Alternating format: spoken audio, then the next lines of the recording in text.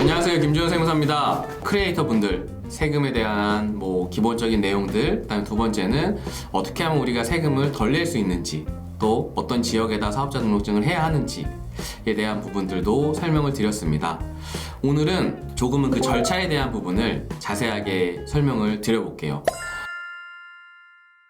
사업자 등록 신청 어떻게 해야 되는지 알고 계시나요? 사업자 등록증 신청을 할 때는 저희가 고민해야 되는 게 뭐라 그랬죠? 첫 번째는 우리가 간이과세자로 할지 일반으로 할지를 고민하셔야 됩니다. 간이나 일반은 저희가 처음 창업을 할 때는 정할 수 있는 부분이지만 저희가 1년 정도 영업을 하시게 되다 보면은 저희가 정할 수 있을까요? 없을까요? 정할 수 없습니다. 매출액이 일정 기준 이상이 되면 저희가 간이로 신청을 했어도 일반 과세자로 돌아가는 것이기 때문에 여러분들께서도 이 부분 꼭 잊지 마시길 바라겠습니다. 그럼 첫 번째, 저희가 창업을 한다라고 하면 간이로 하는 게 좋을까요? 일반으로 하는 게 좋을까요? 간이로 하는 게 가장 좋습니다. 두 번째, 종목을 어떻게 선택을 해야 되는지에 따라서 저희가 가져갈 수 있는 창업 감면 혜택이 있다는 부분 말씀드렸습니다. 이 종목이라는 게 저희가 정말 쉽게 넘어갈 수 있는 부분이기는 하지만 정말 중요한 부분이라고 다시 한번 강조드리고 싶습니다. 사업자 등록증 신청할 때 돈 들까요? 안 들까요? 여러분, 사업자 등록 신청하는 건 돈이 들어가지 않습니다. 각 지역마다 세무서가 있어요. 세무서 1층에 가면 민원실이라는 곳이 있습니다. 그 민원실이 하는 일은 뭐냐면 흔히 저희가 사업자 등록을 신청한다든지 혹은 사업자 등록 내용을 정정한다든지 혹은 이제 세무서에 방문하신 분들에 대한 민원을 첫 번째로 해결해주는 곳이라고 보시면 좋을 것 같은데, 거기 가시게 되면 은행 창구처럼 각종 서류 양식들이 정해져 있습니다. 그럼 거기 가서 여러분들이 이제 쓰게 되는 거죠. 제가 설명드린 것처럼 우리 상호를 뭘로 할지, 우리 사업장 주소지는 어딘지.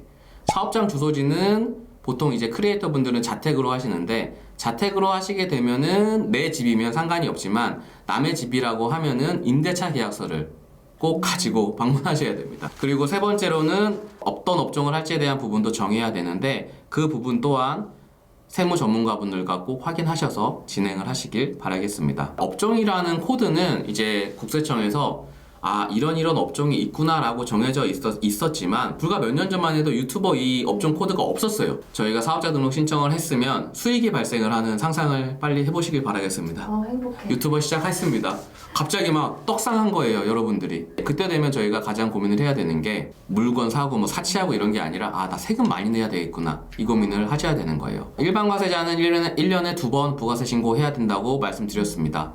7월 25일, 1월 25일입니다. 그래서 꼭 해당되는 기간에는 내가 구글에서 받은 수익과 혹은 국내에 있는 일반 회사들로부터 받은 홍보에 대한 비용들에 대해서 정산을 꼭 하시고, 그리고 내가 이렇게 촬영을 하기 위해서 혹은 스튜디오라든지 이러한 부분들에 얼마의 비용을 썼는지를 꼭 확인을 해보셔서 이번 반기 동안 내야 되는 부가가치세는 이만큼의 금액이구나. 제가 말씀드렸습니다. 부가세 저희 많이 낼까요? 생각보다 많이 안 내요, 부가세는. 근데 부가세가 왜 중요한지 다시 한번 설명드려볼게요. 부가세는 우리가 벌어들인 돈이랑 그 다음에 이 사업을 위해서 쓴 돈, 이 두 가지를 확정하는 신고입니다. 우리가 이 금액이 기반이 돼서 내년 5월달 소득세 신고를 할 때 이 금액을 기준으로 신고를 하게 되어 있어요. 많은 분들이 이런 얘기 하세요. 야, 부가세는 별로 신경 안 써도 돼, 그냥 난 소득세만 신경 쓸 거야 라고 생각하시는 분들이 있는데 전혀 그렇지 않아요. 부가세가 제대로 신고되지 않으면 소득세부터도 난리가 나요. 세무사 사무실에서 굉장히 중요하게 생각하는 게 그거예요.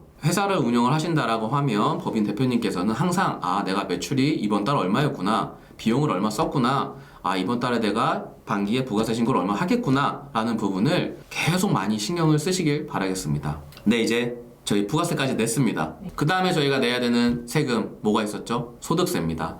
소득세는 부가세가 발생하지 않는데 우리가 회사를 운영하면서 들어가는 가장 큰 비용, 첫 번째는 인건비입니다.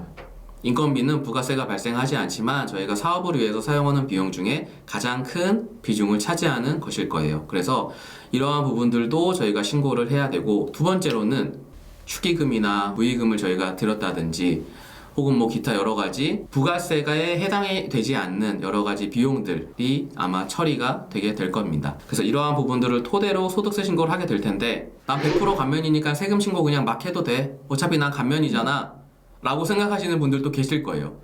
그러시면 안 돼요. 아니었나요? 네네. 아니 100% 감면이 아니라는 게 아니라 내가 감면받을 수 있는 금액을 확정하는 거기 때문에 그 세금 신고 또한 굉장히 정확하게 하셔야 된다는 거죠. 우리가 세금을 안 낸다라는 거지 사업을 운영을 하는 입장에서 보면 여러분들이 세금 신고한 내역은 여러분들의 꼬리표입니다. 내가 어디 은행을 가서 은행에서 우리 회사에 서류를 달라고 할 때도 그 서류를 제출해야 되고요. 이걸 막 이상하게 만들어 놓으면 은행에서 우리가 대출을 받을 수 있음에도 못 받는 경우들이 생기시게 될 거예요. 내가 감면을 받는 사람이라고 하더라도 세금 신고는 정확하게, 장부 작성은 철저하게 하시는 게 중요합니다. 오늘은 유튜버, 크리에이터 분들이 세금 신고를 어떻게 생각을 하셔야 되고 절차에 대한 부분들에 대해서 진행을 하는 이러한 방법에 대해서 이야기 드려봤습니다. 네, 오늘 영상 이것으로 마치겠습니다. 감사합니다.